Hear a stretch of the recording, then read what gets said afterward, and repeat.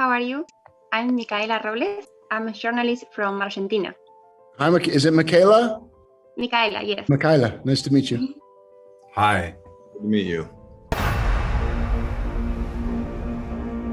Don't you remember the island? And what we had to do to earn these powers? This means a lot to me because we put a lot of people put a lot of hard work into this thing. Makes me very happy and very excited for people to see it. I really liked the script, mostly because it just felt like this amazing family drama with this superhero element to it.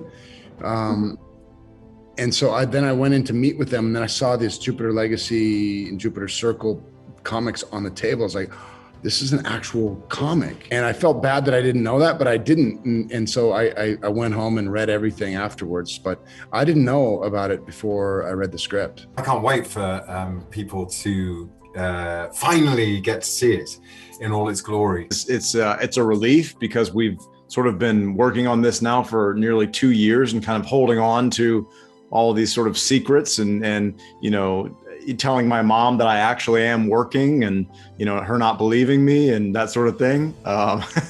Yes, I'd read the comics before I read the script and fell in love with them and the brilliant world that Mark Millar created and the complexity of the characters and the politics of the world. I thought that they're extraordinary, and I think they've done a really good job in translating that to a TV format. I think we've got something special here, and I think fans are really gonna love it. So it's an exciting time for us. What was Dad like when he was younger? Nothing ever rattled faster. The man I knew was never at home when I was a kid. Too busy saving the world. This is a guy who was on top of the world. He had everything going for him, and then his whole world sort of comes crashing down. And so that whole origin story was really a lot of fun to play because it was just such an adventure. And it was so much fun to play this guy who's losing his mind, maybe because I'm partly crazy myself. I really related to it. I don't know. Really looked at it like from a realistic point of view. I wanted to know, okay, if I had these powers for 90 years, how would that affect me?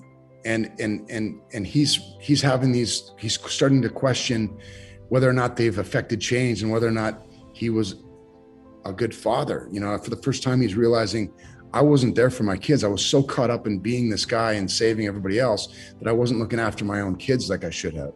If you don't pay attention to what's most important, your family and your kids, you end up alone and lonely, you know? And I think that he's starting to realize that he could have done more. And he's, you know, even with all these powers and all this ability, he's powerless when it comes to talking to his 20-year-old daughter. You have to be the ideal.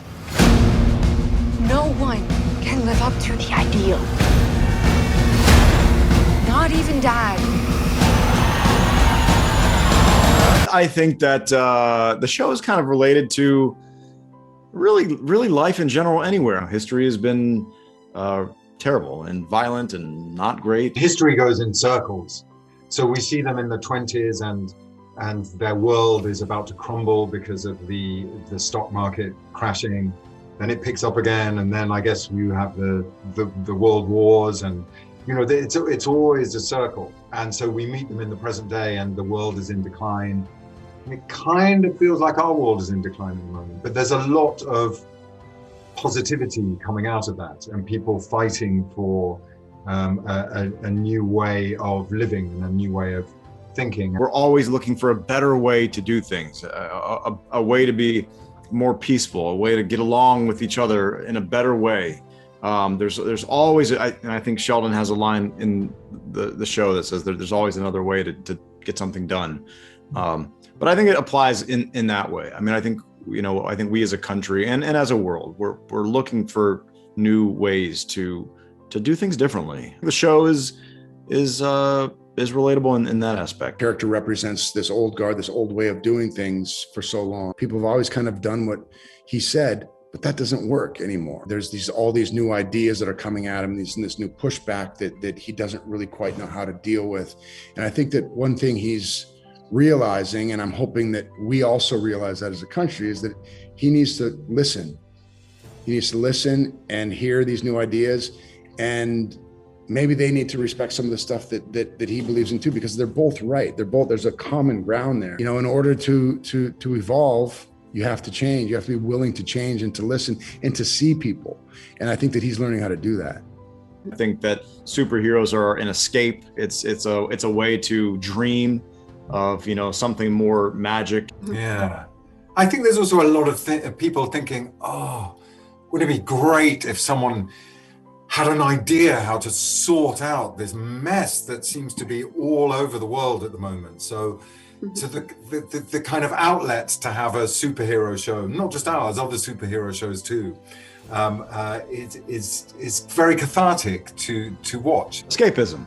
It's escapism. Thank you. Okay, thank you. Oh, thank you very much. Thank you very much.